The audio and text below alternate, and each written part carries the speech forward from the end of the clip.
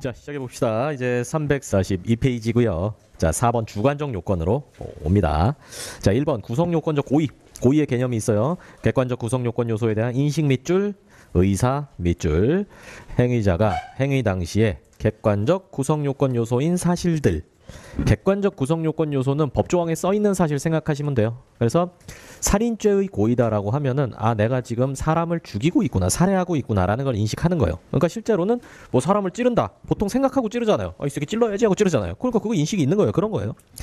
자, 그리고 동그라미 2, 3번 읽어보시고. 보셨나요? 자, 이제 다음 페이지 판례로 바로 갑니다. 왼쪽에 4번 판례 설명드릴게요. 자, 7kg 강목 사건인데 저 보세요. 이제 채권자랑 채무자랑 둘이 이제 있었던 거예요. 채권자랑 채무자, 법 공부하면 요건 아셔야 돼요. 채권자가 돈 빌려준 사람이에요. 권리 있는 사람. 채무자는 돈 갚아야 될 의무 있는 사람이에요. 돈 빌려줬는데 얘가 돈을 안 갚아. 못 갚으니까 채권자가 얼굴에다 침을 탁 뱉었어요. 그러니까 채무자가 화가 나잖아. 그래서 옆에 보니까 7kg짜리 강목이 있는데 이게 길이가 거기 보시면 153cm예요. 이거보다 작은 분도 계시죠 지금? 아, 제가 질문을 하다니 죄송합니다. 어디 질문을 해? 그래가지고 이게 이걸 빵 때린 거예요. 근데 죽어버렸어.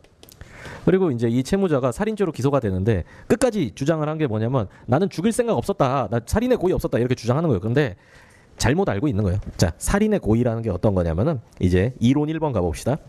살인죄의 범위는 끊고 살해 목적이나 계획적 의도가 있어야 인정되는 것은 아니고 끊고, 그러니까 살해 의도나 계획적 목적 그런 게 있으면은 인정이 되는 거예요. 이건 당연히 인정되고, 그리고 자기 행위로 사망의 결과를 발생시킬 만한 가능성, 위험성을 인식 예견하면 족하고 끊고, 그 인식 예견은 확정적인 것은 물론 불확정적인 것일지라도 미필적 고의로 인정된다라는 거예요. 그래서 조금 추가적으로 보면요. 자, 고의라는 거는 객관적 구성 요건에 대한 인식과 그리고 그 실현을 객관적 구성 요건 발생을 인식하고 그리고 그 실현에 대한 의사를 가지는 거. 보세요. 객관적 구성 요건이 이거잖아요. 그래서 사람을 살해한다. 내가 지금 행위로 내 이 행위를 하면은 7kg짜리 강목으로 머리 때리면 사람 죽을 수도 있다라는 걸 인식하는 겁니다. 그리고 사람을 죽여야지라는 실현 의사인데요. 이 발생의 확실성을 인식하고 그 실현을 의욕하는 의사, 굉장히 강력한 의사를, 이거를 확정적 고의라고요.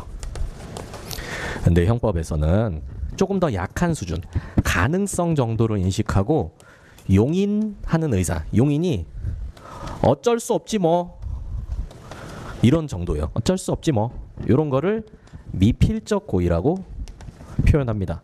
그래서 실제로 문제되는 건 이거예요. 확정적 고의 있으면은 대법원까지 사실 잘 안 가요.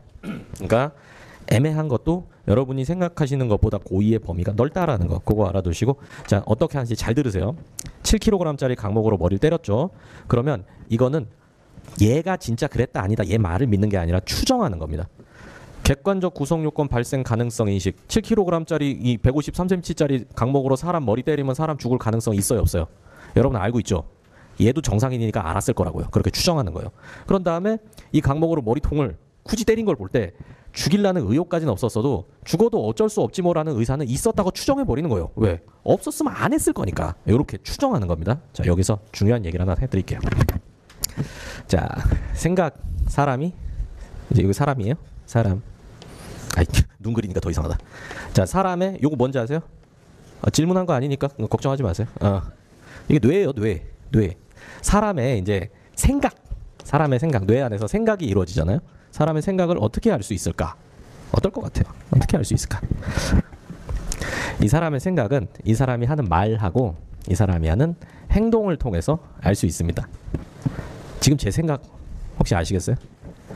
진짜 알겠어? 알겠어? 그거 아니야. 저는 지금 점심 안 먹었거든요. 그러니까 먹을 거리라는 생각이 지금 들어요. 근데 제가 말하기 전에 몰랐죠, 제 생각을. 제 머리 뜯어보면 알 수 있었을까요? 그래도 몰랐겠죠. 그러니까 일단 생각은 말로 알 수 있습니다. 그리고 이제 행동으로 제가 막 하면은 조금 추정할 수 있겠죠. 행동으로도 이렇게 알 수 있단 말이에요.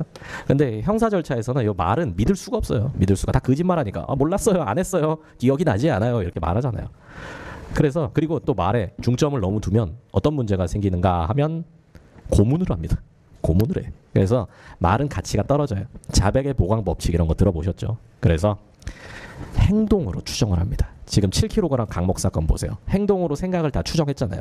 결국은 이 생각, 내심의 의사를 알아야 되는데 그 내심의 의사를 행동을 기반으로 해서 말이랑 물론 조합을 하죠. 그래서 추정을 하고 그 추정으로 미필적 고의까지만 나오면 된다라는 거. 자, 이제 책으로 와보시면 왼쪽에 5번입니다. 김밥 콜라 사건 그 건달들이 또 나와요. 자, 얘네들이 이제 뭐라고 주장했냐면은 죽일 생각 없었다. 왜냐하면 내가 죽이려고 했으면 심장을 찔렀을 거 아니냐. 그런데 얘네들은 강목으로 머리통 때리고 칼로 허벅지 찔렀거든요. 그러니까 이제 추정을 요걸 또 들이대 보는 거죠. 강목으로 머리통 때리고 허벅지 찌르면 죽을 가능성 있죠. 그러니까 얘네도 알았을 거라고. 그리고 한 걸 볼 때 최소한 용의 능사는 있다라고 이렇게 보는 거예요. 그다음에 6번입니다. 자, 급소 잘 알고 있는 무술교관이 올 때 어딘지 아세요? 여기 아비우 해가지고 그러면 이건 뭐 살인 고의 있는 거죠. 이래서 죽었어요. 그다음에 왼쪽에 7번 남편 전처소생 딸. 그러면은 이제 남편의 전처가 딸을 데리고 재혼을 한 거예요. 그러면 이 딸하고 딸이 완전 어리면 몰라. 몰라. 근데 딸이 어느 정도 컸다 이러면은 이 새엄마랑 이게 장난이 아니에요. 장난 아니야. 그래서 이게 이 딸이 새엄마 말을 안 들어. 뭐 둘 다 착하면 모르겠는데 새엄마 말 안 듣죠. 그러면 새엄마가 막 뭐라 할 거 아니에요. 그러면은 나중에 아빠 퇴근하면은 아빠 저 아줌마가 아빠 돈 썼다 막 이딴 소리해. 그러니까 서로 사이가 안 좋았어. 그래서 어느 날 아줌마가 이제 애를 데리고 왔어요. 데리고 와가지고 너 인연 하면서 이제 야산에 가가지고 목을 졸랐어요. 목 확 졸으니까 이제 애가 기절한 거예요. 애가 눈 감고 미동도 안 해. 그래서 죽었구나 라고 이제 하고 내려왔어요. 근데 한 3시간 있다가 눈을 팍 떴어요. 씨발 엄마 아빠한테 이럴 거야 하면서 이제 내려온 거예요. 그래서 이건 살인 미수인데 살인 고의 있는 거 아시겠죠? 자, 그런 다음에 이제 오른쪽으로 갑니다. 읽어보세요. 이거 살인 고의가 추정되지 않은 사건이에요. 그러니까 여러분이 그 행위자라고 생각해 보세요. 이제 그 불법 임산물을 이제 싣고 막 이렇게 몰래 나가고 있는데 경찰관이 조사한다고 트럭 위로 뛰어온 거예요. 그러니까 이렇게 확 밀치고 갔는데 떨어져서 죽은 겁니다. 그러니까 이렇게 밀칠 때 되져라 라고 하진 않겠죠. 그냥 도망치려고 이렇게 민 거 아니에요. 그래서 살인 고의 정도는 인정하기 어렵다 이렇게 봤습니다. 나머지 거 읽어보시면 되고요. 자, 넘어갑시다. 착수 및 기수 시기 넘어가시고 예비 음모 부작위범 넘어가시고 9번으로 가보세요. 347페이지 1번 2번 빨리 읽어보세요. 빨리 아까 했던 그 얘기예요. 그 얘기.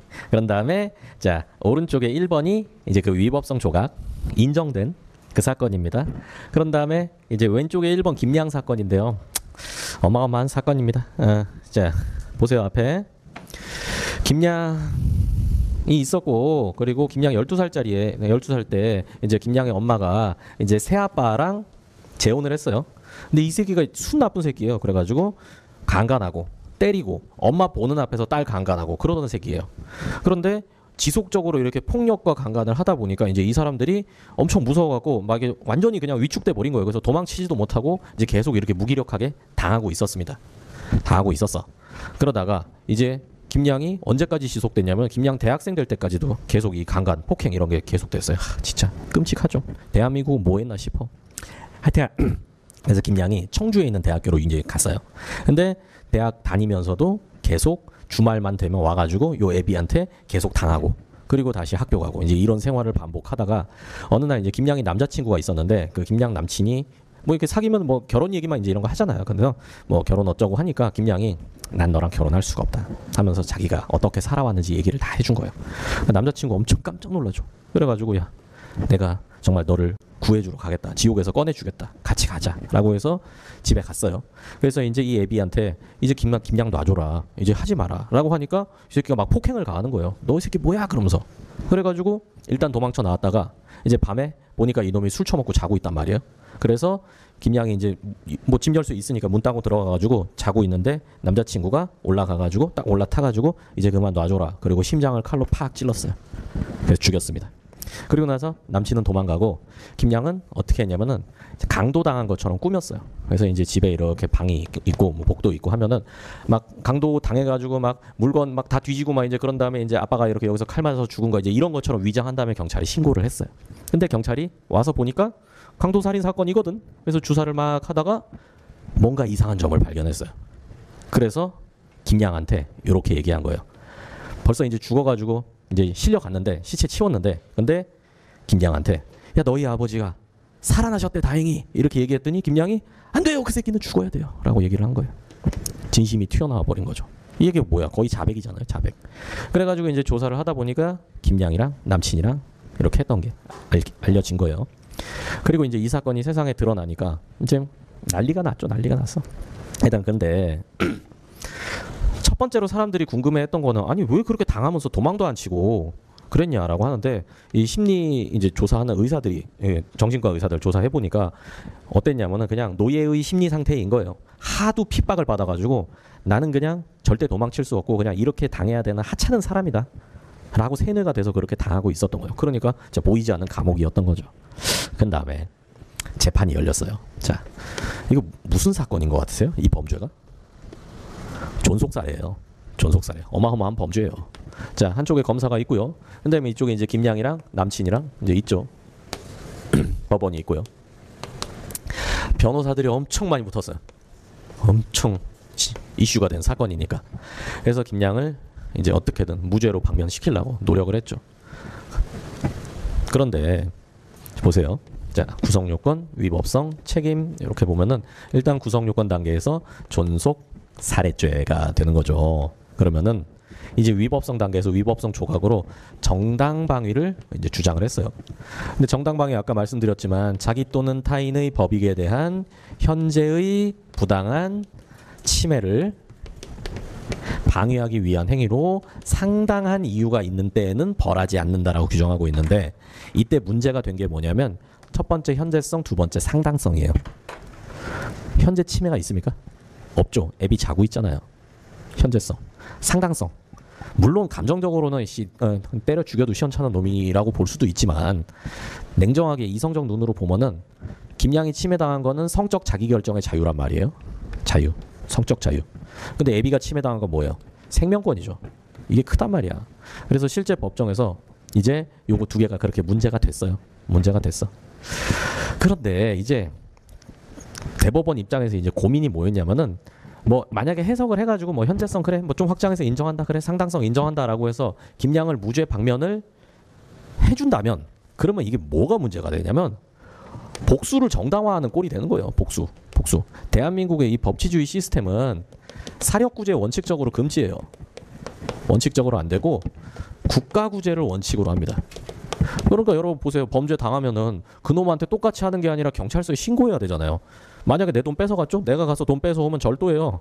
때리고 뺏어오면 강도, 속여서 뺏어오면 사기, 협박 조금 하고 가져오면 공갈. 이렇게 됩니다. 그러니까 사력구제를 원칙적으로 막아놨어요. 그리고 아주 예외적으로 정당방위 요건에 해당할 때만 사력구제 허용하겠다 이건데 지금은 요건에 해당하지 않는다고 보이는 거예요.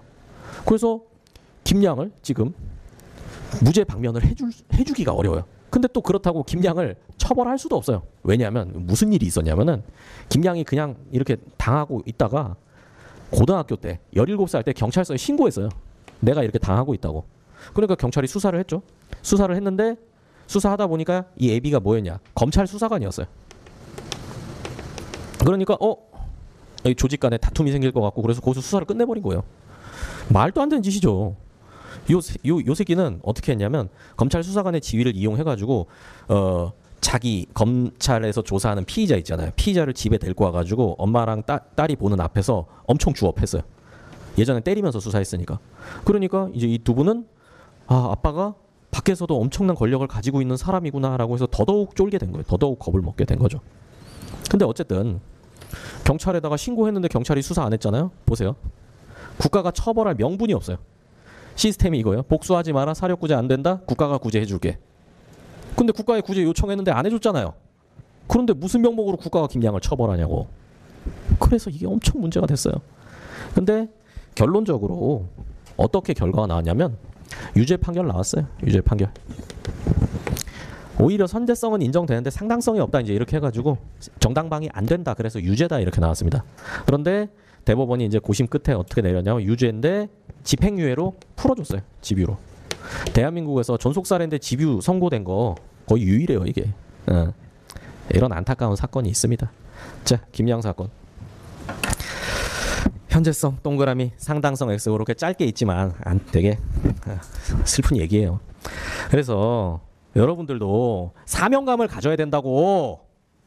그냥 뭐 할 거 없으니까 한번 경찰 시험이나 볼까 그럴 거면 하지 마요. 하지 마. 이거 엄청 힘들어요. 엄청 힘들어. 그리고 여러분이 못하면 국민들이 고생해요. 국민들이. 그러니까 최소한 내가 희생할 마음을 가지고 그리고 뭐 안정성이라든가 뭐 연금이라든가 이런 거는 그냥 덤으로 생각해야지. 거기에 메인을 두고 공부한다? 안 돼요. 그러면 여러분 스스로 그만둘 걸. 힘들어가지고.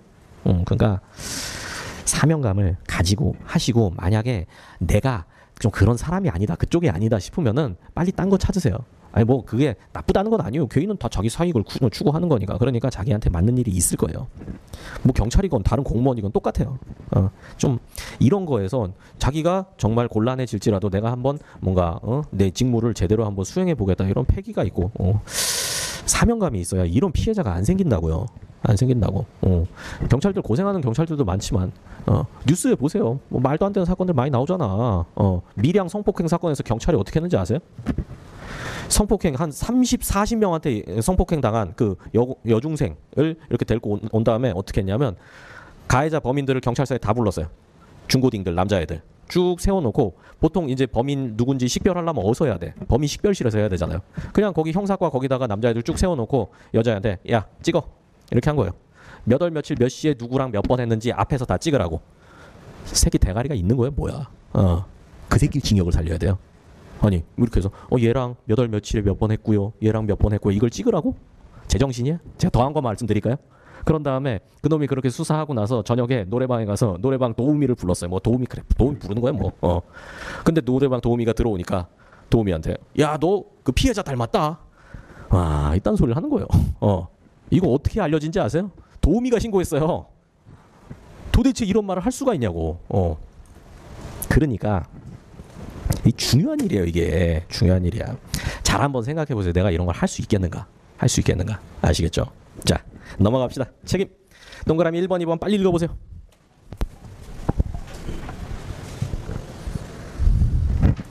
쑥 보시면 돼요. 우리 다 했던 거니까. 자, 그 다음에 오른쪽에 1번 백목사 사건. 제가 부산을 굉장히 좋아합니다. 왜냐하면 부산이 없으면 형법 발전이 없어. 범죄 도시거든요. 좋은 동네야. 좋은 동네야. 실제로 나중에 우리 저 강도 같은 거 가면은 여기 서면에서 엄청 중요한 판례도 하나 나왔어요.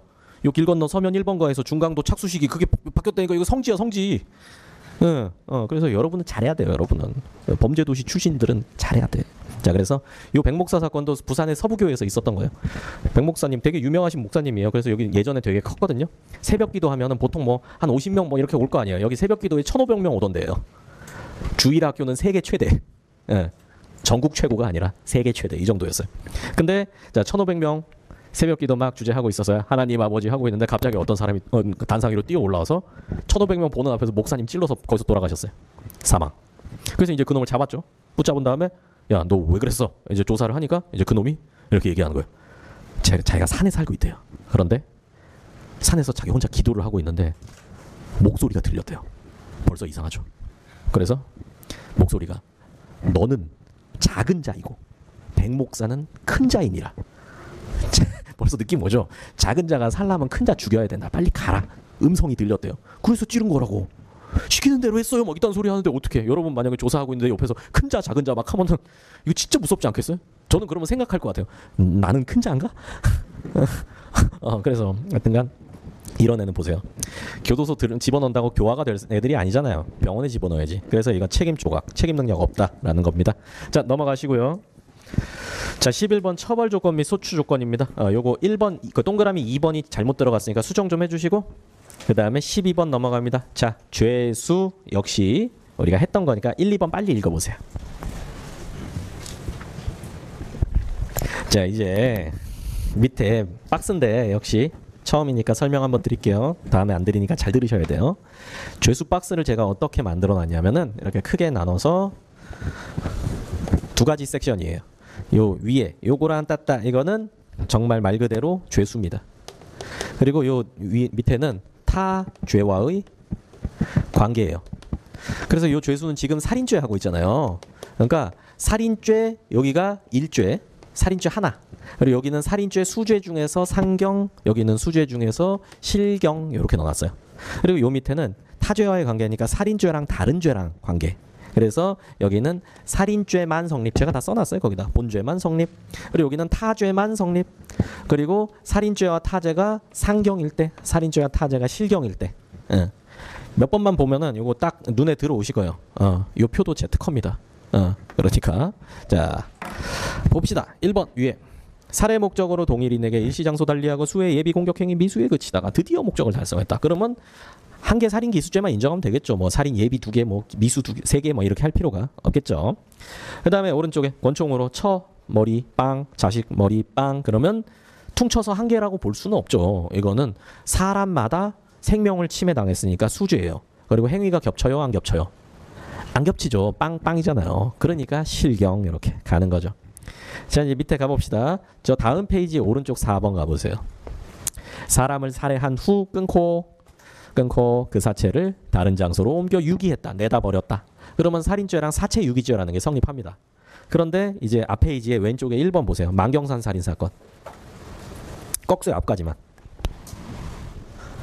죽인 다음에 내다 버리기 힘들잖아요. 그래서 애초에 숨길 만한, 내다 버릴 만한 장소로 부른 거예요. 요리와 한 다음에 오니까 빵 쏴서 거기서 그냥 죽여버리고 갔어요.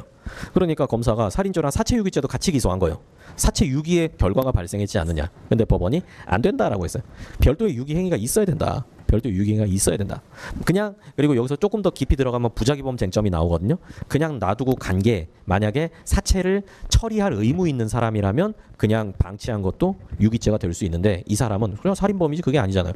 사람이 죽으면 그 사체는 누가 수습할 의무가 있을까요? 누가 있을까요? 가족, 친지. 보통 그렇게 가족 친지가 장사를 지내주잖아요. 그렇게 되는 겁니다. 그래서 제가 지금 두 번째 말씀드린 거는 100% 이해 안 해도 돼요. 어려운 내용이니까. 지금은 비교만 해서 결론만 알아두시면 돼요. 자, 그런 다음에 이제 앞으로 좀 오셔갖고 344페이지 가봅시다. 착수 및 기수 시기. 자, 그런 다음에 이제 마지막으로 좀 적어봅시다. 저도 첫날은 힘들어. 할 게 많아가지고. 여러분도. 근데 열심히 이렇게 적어놔야 여러분이 나중에 공부가 돼요. 예전에 공부하셨던 분도 뭐 두 번째 정도면 한 번 더 적으면서 연습을 해보세요. 연습을. 그렇게 해야 이게 딱 들어옵니다. 자, 이제 뭘 할 거냐면은 예외적 범죄 형태 요거를 볼 거예요. 자, 형법의 원칙은 자, 1인이 고의로 자귀로 범죄를 완성하는 기수의 형태로 규정돼 있어요. 형법의 규정. 근데 예외적인 범죄 형태가 한 명이 아니라 수인이 하는 경우도 있죠. 고의가 아니라 과실로 하는 경우도 있어요. 그리고 여기에다가 결과적 가중범이라는 쟁점도 있단 말이에요. 그런 다음에 자귀가 아니라 부자귀로 하는 경우도 있고요. 기수가 아니라 미수나 예비에 그치는 경우도 있어요. 그래서 우리는 요거를 쭉 볼 거예요. 쭉 적으면서 귀 열고 따라와 보세요. 첫 번째는 요거 할 겁니다. 미수. 이 미수 예비 합쳐서 이게 어떻게 되냐면은 범죄가 언제 시작하냐면 범죄의 결의를 함으로써 범죄가 개시되는 거예요. 범죄 결의. 죽여야겠다라는 거. 그런 다음에 이제 범죄를 개시하는 거를 착수, 실행 착수라고 합니다. 그리고 범죄가 완성되는 걸 기수라고 해요. 나중에 공부하시면 기수 시기와 종료 시기가 일치할 수도 있고 기수 시기와 종료 시기가 일치하지 않는 범죄도 있다라는 걸 배우실 거예요. 기수 시기, 종료 시기 일치하지 않는 거 이거를 계속범이라고 해요. 그리고 기수 시기, 종료 시기 일치하는 거 이거 상태범이라고 합니다. 즉시범, 상태범, 일단은 상태범, 즉시범. 자, 그러면은 이제 어떻게 되냐? 범행을 결의하면은 이때는 준비 중인 상태겠죠? 실행에 착수하고 나면은 이제 비로소 범행 중인 상태가 될 거예요. 그러면은 요거를 이렇게 시간 타이밍으로 나눠 가지고 요기 단계를 여기서부터 여기까지잖아요. 요거를 미수라고 해요. 그리고 여기서부터 여기를 예비 음모 단계 이렇게 이야기합니다. 그리고 이 미수는 원칙적으로 자, 장애 미수. 이거는 저거만 두시면 돼요. 예외적으로 중지 미수와 불능 미수라는 게 있다. 한 번씩은 들어보셨으면 좋겠네요. 그리고 예비 음모에서는 또 요거를 어떻게 이해를 해야 되냐면 여기를 또 반으로 나눠요. 반으로 나눠. 그래서 이쪽은 앞부분은 불가벌적. 그리고 여기는 가벌적인 예비 음모 이렇게 봅니다. 가벌적. 그러니까 처벌이 가능한 거. 그리고 그 기준이 중요하겠죠? 이 기준을 외부적 준비 행위 요걸 기준으로 봐요. 그러니까 자 보세요. 범죄 마음을 먹었어요. 그러면 일단 개념적으로 이제 여기 예비 단계라고 하는데 마음에 머무른 단계는 사실 처벌할 수도 없잖아요. 모르니까. 그러니까 이제 1단계는 처벌할 수 없는데 만약에 요 놈이 외부적 준비 행위를 했다. 그럼 이제 마음이 외부로 드러났잖아요. 그럼 그때부터 가벌적인 예비 음모라고 불러요. 근데 범행에 착수했다. 구체적으로 개시를 한 거예요. 그러면 이제 미수 단계로 옵니다. 그래서 범행을 완성했으면 이제 기수루범으로 처벌하는 거고 완성 못했으면 미수범으로 이렇게 처벌하는 겁니다. 요 그림 많이 쓰이니까 이거 잘 알아두셔야 돼요. 자 이제 두 번째로 잘 정리해놓고 공범으로 갑니다. 공범. 공범은 이제 여기서는 요 수인 요거를 공범이라고 해요. 여기 수인이 공범. 공범론. 그래서 요것도 일단은 그림으로 한번 해보도록 하죠. 싹 보면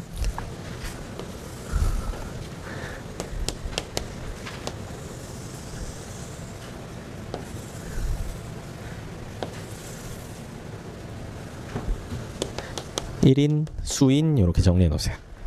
그리고 원칙적인 거 요거부터 설명드릴게요.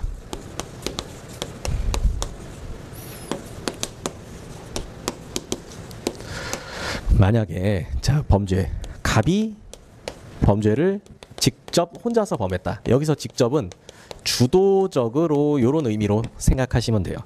그러니까 단순하게 그냥 갑이 가서 찔렀다. 그러면은 인원 기준으로는 단독 정범이라고 하고요. 그리고 단독 정범.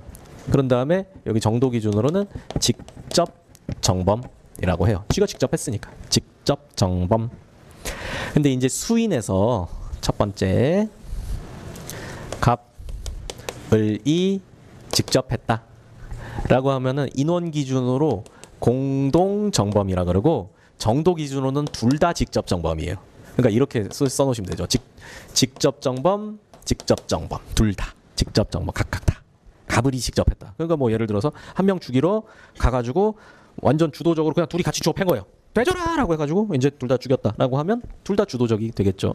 근데 이제 요거랑 비교해 보세요. 갑이 직접 하고 을은 협조만 했다. 그러면은 이제 인원 기준으로는 요거를 공범이라고 해요. 공범. 광의의 공범. 넓은 의미의 공범. 놀래라.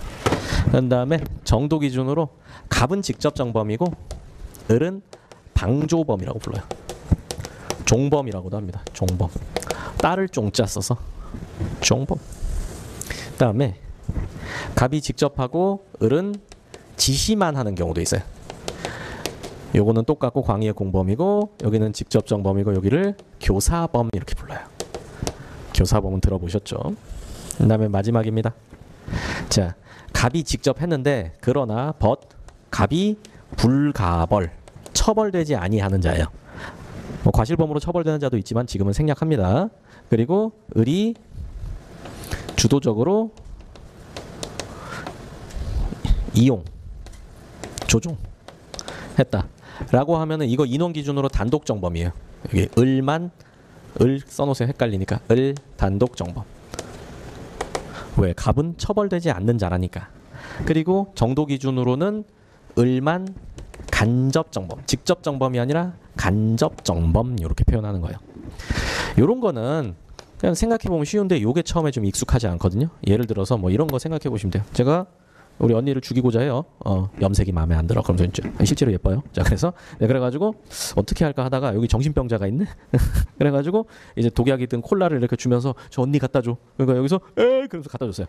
그래서 여기서 먹고 죽었다. 그러면은 제 손으로 죽인 게 아니라 여기 손으로 죽였죠. 근데 여기는 일단 먼저 구속 요건 해당성을 따져볼 때 고의가 없어요.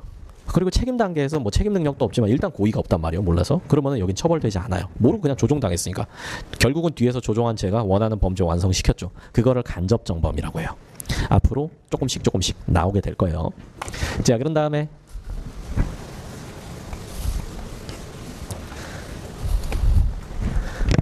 세 번째로 과실범 봅시다. 3-1 쓰세요. 과실범. 자, 객관적 구성욕, 아니 여기서 이렇게 써봅시다. 범죄 사실에 대한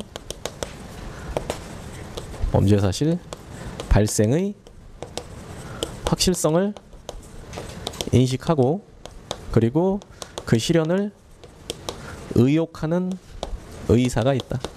그러면 이게 아까 봤던 확정적 고의 이렇게 돼요. 확정적 고의. 근데 범죄 사실 발생의 가능성을 인식하고 그리고 실현을 용인. 어쩔 수 없지 뭐. 뭐라 불러요? 미필적 고의라고 부르죠. 근데 이제 세 번째로 요것도 있어요. 범죄 사실 발생의 가능성 여기까지 써드려야지. 가능성 인식조차 못한 경우가 있어요. 가능성 인식조차 못한 경우. 요럴 때는 이제 고의는 끝났어요. 그러면 이제 요 화살표 치고 넘어가서 어디로 가냐면은 주의 의무 위반이 있는가를 봅니다. 그래서 주의 의무 위반이 있으면은 이거는 과실범이 되고요. 주의 의무 위반도 없다라고 하면은 불가벌 이렇게 되는 거예요. 처벌될 수 없다. 그래서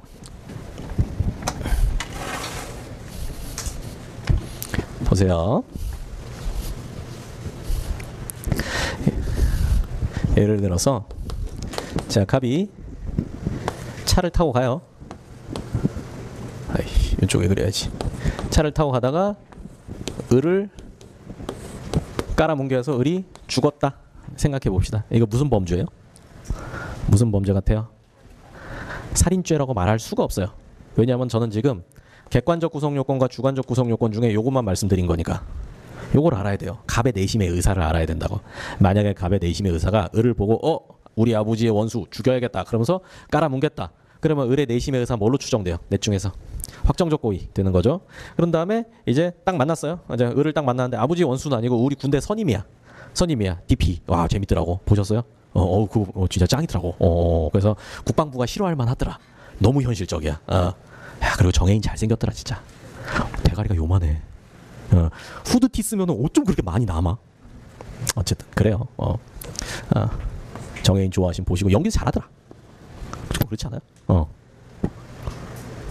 하여튼 그래서 미필적 고의는 이제 어떤 거냐면 이제 군대 선임이에요. 그래서 이 새끼 그냥 골탕 한번 먹여야겠다. 근데 뭐 되죠? 또 어쩔 수 없지 뭐. 그래서 빵 치는 거예요. 그러면 이제 그건 최소한 미필적 고의 인정되죠. 근데 이제 세 번째 가봅시다. 갑이 운전을 하다가 문자 왔어. 그래서 카톡 막 누르고 있다가 띠띠띠띠 하다 보니까 덜컹덜컹 했어요. 그래서 밑에 보니까 사람이 누워 있네. 그럼 어디예요? 가능성 인식했어요? 여러분 가끔 운전이나 뭐 이런 거 하다가 잠깐 한눈 팔 때 있잖아요. 핸드폰 이렇게 보면서 사람 한 명 죽어도 어쩔 수 없지 뭐 이제 이렇게 생각합니까? 아니잖아요. 그러니까 가능성도 인식하지 못한 거라고요. 그러면 이제 다음 단계 주의 의무 위반을 검토하는 거예요. 운전을 할 때 전방 주시를 할 의무가 있잖아요. 그걸 안 했으니까 주의 의무 위반이 있는 거예요. 그러면 이제 과실치사죄, 업무상 과실치사죄 이렇게 과실범이 되는 겁니다. 그런데 자, 불가버린 경우 이거 실제 사건 말씀드릴게요. 고속도로예요. 야간입니다. 이 사람이 1차선에서 헤드라이트 딱 켜고 정속 110km로 정속 주행 싹 하고 있었어요. 그러니까 시야가 그렇게 넓지가 않잖아요. 근데 110km로 막 가고 있는데 갑자기 사람이 쑥 들어와가지고 쾅 쳐서 죽었어요. 근데 이 사람이 도대체 고속도로에 왜 뛰어들어왔나 이게 조사를 해봤더니 이쪽에 휴게소가 있고 이쪽에 휴게소가 있었던 거예요. 그러니까 여기 소떡소떡이 마음에 안 들었나 보지. 으악 하다가 이영장가 가다가 그러다 죽은 거예요. 그러니까 보세요. 가능성 이렇게 밤에 가면서 야 오늘 한 놈 잡기 좋은 날씨구만 이렇게 생각하진 않죠. 그리고 주의 의무 위반 잘못한 것도 없잖아요. 이럴 때는 이 사람을 처벌하면 안 돼요. 이 사람을 불가벌이에요. 이건 뭐 거의 자살행위죠. 이 사람 자기 잘못으로 죽었다 이렇게 하는 거죠. 그래서 과실을 검토할 때는 요거를 잘 생각을 하세요. 이제 뭐 과실이냐 고의냐 애매하지 않은 사건도 있어요. 근데 실제로 우리가 많이 논하는 거는 애매한 사건인데 일단 고의가 아니면은 고의가 아니다. 그러니까 이렇게 되죠. 고의가 있냐라고 했는데 고의 없다라고 하면은 이제 과실이 있냐 이제 이런 순서로 흘러간다는 거. 이것도 하나 적어두세요. 나중에 많이 쓸 거예요. 검토하는 관점이거든요. 저녁은 맛있는 걸 먹고 싶네요. 뭐 먹지? 자 이제 3-2 결과적 가중범 결과적 가중범은 이런 거예요. 기본 범죄, 화살표, 중한 결과. 처음에는 약간 이게 헷갈릴 수가 있어요. 이런저런 범죄랑 헷갈릴 수가 있는데 막 처음에 이제 그 많이 봐야 돼요. 그러니까 아 이건 이거고 이건 이거다 이렇게 그냥 배우는 것만 생각하고 그리고 거기서 끝내는 게 좋지. 그러면 딴 건 어떨까 그러면서 사고 이렇게 확장하는 거는 처음에는 제가 좀 말리고 싶어요. 나중 되면 자연이 될 거니까 처음엔 딱 배우는 것만 아 이게 이래서 이렇구나. 거기서 딱 끝 이렇게 하시는 게 제일 좋아요.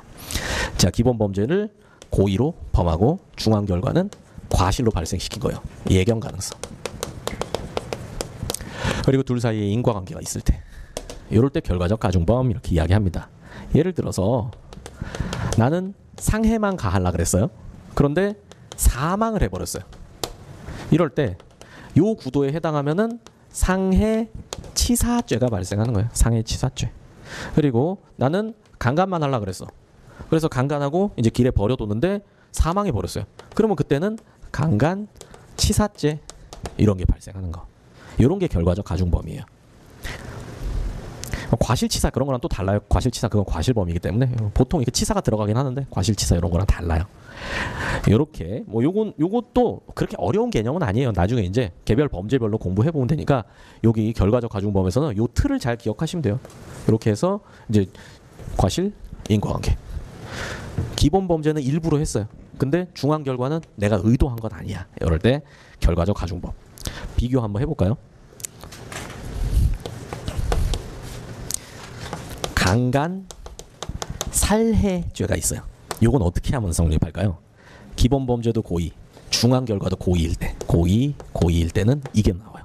근데 여기는 요거는 고의, 요거는 과실 이렇게 되니까 아시겠죠? 아시겠냐고? 이거 정리해 두세요. 그 다음에 싹 지우고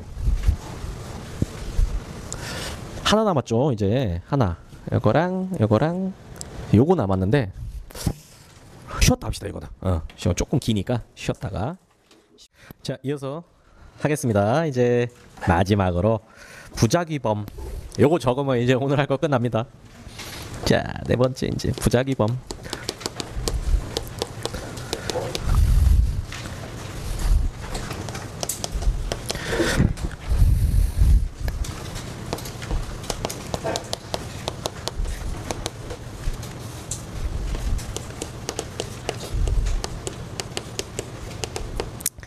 형법은 원칙적으로 금지규범으로 규정이 돼 있어요. 그래서 예를 들어서 자 사람을 살해한 자는 처벌한다 이렇게 규정돼 있죠.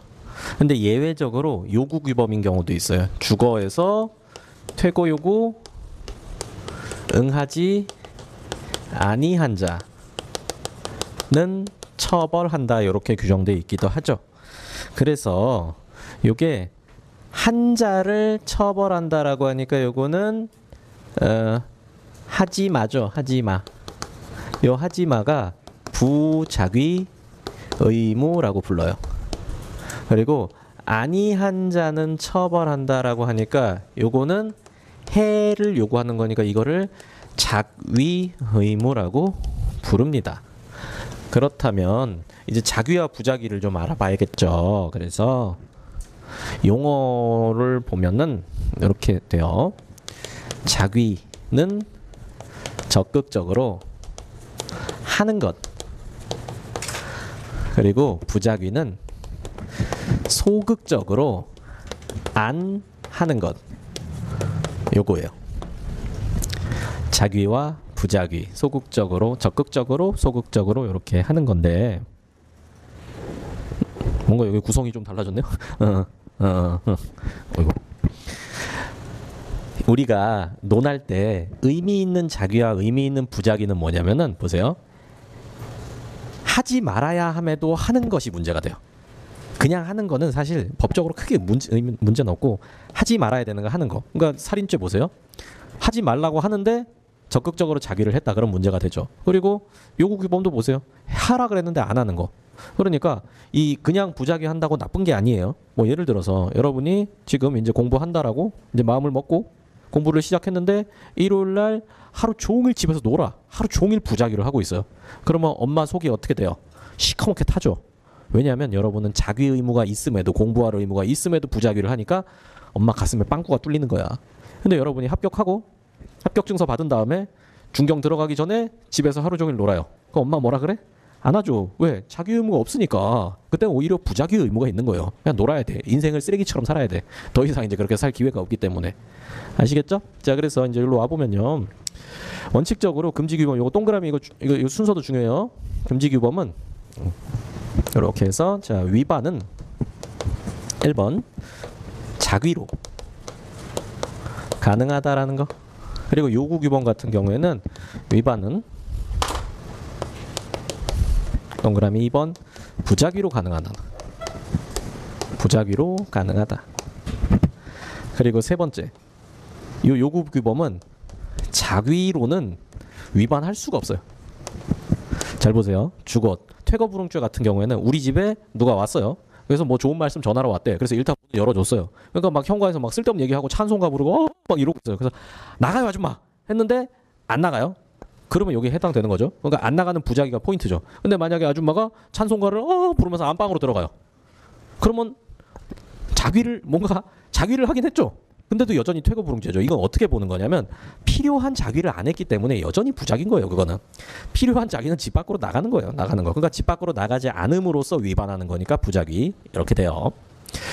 그리고 이제 어려운 거 갑니다. 자, 위반은 금지규범 위반은 부작위로도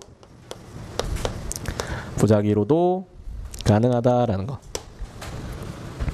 제가 항상 이 부작위범 설명드릴 때마다 이 얘기를 꼭 드려요. 예전에 제가 노량진에서 이제 요 부작위범 강의를 했는데 똑같이 설명드렸어요. 똑같이 부작위범. 이거 제일 쉬운 설명이에요. 이게 전반적으로. 근데 이제 어떤 분이 제가 이제 그때도 이렇게 말씀드렸어요. 부작위범 처음에 어려우니까 그냥 일단 정리해놓고 집에서 여러 번 본 다음에 이해 잘 안 되면은 그냥 넘겨놔라. 왜냐하면 이 자귀 부작위가 평소에 생각하지 않는 그런 방향이기 때문에 처음에 되게 헷갈리고 잘 안 와닿아요. 안 와닿아. 그래서 제가 이제 그렇게 말씀드렸는데 이제 어떤 분이 분노에 찬 눈빛으로 오시더라고요. 그래서 쿵쾅쿵쾅 오시더니 저한테 이거 막 질문을 해요. 근데 저는 여러분이 질문하는 거 단어 몇 개만 들어봐도 어느 정도 이해했는지 사실 알거든요. 그러니까 이런 부작위, 자귀 이런 개념조차도 구분하지 못하고 문장을 만들면 그냥 아예 모르는 거예요. 그거는. 그러니까 사실 그때는 질문하는 게 아니라 여기 적어진 거랑 책이랑 자꾸 보면서 이게 뭔지 파악하는 단계죠. 근데 막 질문을 막 하시는데 들어보니까 하나도 이해 못했어. 그래서 제가 다시 설명드려서 앉혀놓고 진정하라. 그다음에 요건 요렇고 요건 요렇고 요래서 지금 질문 자체가 문장이 성립을 안 한다. 그러니까 조금 복습하고 오는 게 좋겠다고 보냈어요. 그러니까 이제 다음 시간에 또 진도 나갔는데 쉬는 시간 하루 계속 절 노려보고 있다가 쉬는 시간에 또 오시더라고요. 쿵쾅쿵쾅 오시더니 또 막 질문을 해요. 근데 제가 이렇게 들어보니까 그 이제 집에 가서 이것만 연구한 거예요. 그래서 막 얘기를 하는데 쭉 들어보니까 거의 제가 어떤 느낌이었냐면 무슨 괴물을 만들어 왔구나 막 이런 느낌이었어요. 개념 하나도 안 맞는데 그냥 본인이 논문을 이만큼 쓴 거야. 근데 첫 줄만 읽어봐도 헛짓거리구나라고 알 수 있을 정도로 막 이렇게 해온 거예요. 그러니까 너무 안타깝죠. 그래서 막 제가 막 이래저래 막 설명을 드렸어요. 이게 이렇고 막 이래 그렇다라고 하니까 이제 뭐 알겠다 그러고 가더니 그는 돌아오지 않았어요. 돌아오지 않았다고요. 그래서 저도 여러분을 떠나보내기가 싫어요. 부작위범으로. 나중에 언젠가 이해를 하실 건데 근데 처음에는 연결이 잘 안 될 수가 있어요. 그러니까 그러면은 그냥 별표 쳐놓고 넘기세요. 이거 특히 그래요. 특히. 자, 이제 갑니다. 예를 들어서 산모가 아기를 죽일 고의로 목을 졸라서 죽게 한다랑 밥을 안 줘서 죽게 한다. 밥을 안 줘서 죽게 한다. 처음에는 요 예시만 딱 생각하세요. 그러니까 요거는 안이한 자 처벌하니까 해. 그래서 안 하면 위반하고 보세요. 저 자귀 의무가 있는 자가 부자귀를 해야 요게 나쁘잖아요. 그러니까 자귀 의무 있는 자가 자귀를 하면은 그거는 처벌할 수가 없는 거예요. 근데 여기는 좀 묘하게 하지마 부자귀 의무를 가지고 있어요. 그러니까 사람을 죽이는 자귀, 칼로 찌르는 자귀 이걸로 위반할 수가 있어요. 그런데 아무것도 안 하는 부자귀로도 비슷한 결과를 만들어낼 수가 있다고요. 보세요. 산모가 아기를 죽일 고의로 목을 졸라서 죽였으면 이건 뭐 고민할 필요 없이 자귀잖아요. 자귀. 그러니까 살인이다 말할 수 있죠. 근데 산모가 아기를 죽일 고의로 밥을 안 줘서 죽게 한다. 그럼 아무것도 안 했으니까 부자귀죠. 근데 부자귀로도 결국은 자기의 목적을 달성했으니까 결국은 똑같잖아요. 이게. 그러니까 요 금지규범은 부작위로도 위반할 수 있다. 부작위로도 달성할 수 있다. 이게 포인트예요. 그래서 여기서 이거를 부르는 이름이 뭐냐면은 요거를 부진정 부작위범이라고 불러요. 그리고 요 부작위로만 가능한 요거를 진정 부작위범 이렇게 부릅니다. 진정 부작위범. 진정 부진정은 뭐 별로 대단한 거 아니에요. 이게 진짜고 진짜 부작위범이 이거고 그 요구규범을 부작위로 위반하는 게 진짜 부작위범이고 금지규범을 부작위로 위반하는 경우를 이거랑 좀 비슷한데 뭔가 다르다 그래서 부진정 이제 이렇게 붙이는 겁니다. 그래서 요것만 생각하세요. 지금은 딴 거 너무 확장하진 마시고. 자, 그런 다음에 이제 책에서 확인해보고 그리고 마무리 지읍시다. 자, 344페이지. 자, 1번 착수시기부터 볼 거예요. 동그라미 1번 미수란 범죄 실행 착수하여 행위 종료하지 못하거나 결과를 발생하지 아니한 것 말한다. 왼쪽에 1번 판례입니다. 살해할 것을 마음먹고 밖으로 나가 낫을 들고 피해자에게 다가서려고 하였으나 제3자가 제지하는 틈에 피해자가 도망갔어요. 그래서 이거를 기소했는데 검사는 미수다. 피고인은 예비다 이렇게 주장했는데 대법원이 낫들고 접근한 시점이면 범죄 개시한 거다. 그래서 이거 실행 착수다 이렇게 했어요. 그러니까 실행 착수라는 개념은 굉장히 추상적인 거예요. 어떤 범죄든 다 개시한다라고 하면 착수인데 실제로 그럼 살인죄의 개시는 언제냐? 정해져 있지 않아요. 근데 이렇게 대법원이 낫들고 접근한 때 착수다라고 판결을 딱 냈죠. 그럼 이게 거의 법처럼 쓰이는 거예요. 법처럼. 법까지는 아니지만. 그래서 이제 여러분이 나중에 수사를 딱 한다. 그런데 어떤 피해자가 그때는 사시미 칼을 들고 접근했는데 도망쳐버렸다. 그러면 여러분은 뭘로 수사해야 돼요? 살인 미수로 수사해야지. 대법원 어차피 살인 미수로 가야 검사도 그렇게 보고 법원에서도 그렇게 판단할 거 아니에요. 이 판례가 있으니까. 이 판례는 그런 식으로 활용하는 겁니다. 그리고 이제 오른쪽에 1번 갑이을을 살해하기 위하여 병정을 고용하면서 그들에게 대가 지급을 약속했는데 요거는 착수는 아니다라고 봤어요. 그냥 살인 청부업자 고용한 정도는 아직 개시는 아니다. 그러면 언제가 계실까 생각해 보면은 요 청부업자들이 낫들고 접근한 때쯤 되면 그러면 착수가 되겠죠. 그렇게. 자, 이제 밑에 2번 기수 시기는 이제 생명을 침해한 때 보호법익 침해를 완료했을 때 이렇게 보시면 되고요. 다음 페이지 예비 음모 갑니다. 자, 동그라미 1번 예비란 쭉 읽어보세요. 예비란 음모란 이런 게 있죠. 근데 아까 그 그림 옆에다가 깔아놓고 그렇게 대조해서 보시면 돼요. 자, 밑에 살인 예비죄 보시면요. 왼쪽에 1번이 아까 똑같은 판례예요. 착수는 인정 안 됐는데 예비는 인정됐어요. 일단 갑 입장에서는 외부적 준비 행위를 했어요, 안 했어요? 뭔가 했죠. 킬러를 고용했잖아요. 그러니까 나름대로 외부적 준비 행위 한 거죠. 근데 오른쪽 1번 뭐가 달라요? 살해 대상자가 안 됐죠. 근데 대법원이 그렇게 본 거예요. 살인 대상자도 확정 안 됐으면 이거는 외부적 준비 행위 없는 걸로 보겠다 이렇게. 그럼 대법원이 법률을 그렇게 해석했으니까 이제 뭐 법 집행기관에서는 그거에 따라서 이제 판단을 하는 게 맞는 거죠. 자, 그렇게 되고요. 이제 밑에 부작위범 봅시다. 자, 동그라미 1번, 2번 빨리 읽어보세요. 어려워도 그냥 읽는 거예요, 그냥. 동그라미 2번 뭐 어려운 내용 나와도 괜찮아요. 나중에 다 할 거니까. 자, 이제 왼쪽에 2번 가봅시다. 10세 조카를 살해할 의도로 살인고의예요. 저수지에 미끄러운 제방으로 데리고 갔습니다. 그래서 조카가 지가 스스로 미끄러져서 물에 빠지니까 그냥 방치해서 익사했어요. 그러면은 데리고 간 것까진 자귀지만 그냥 거기선 그 이후부터는 아무것도 안 했죠.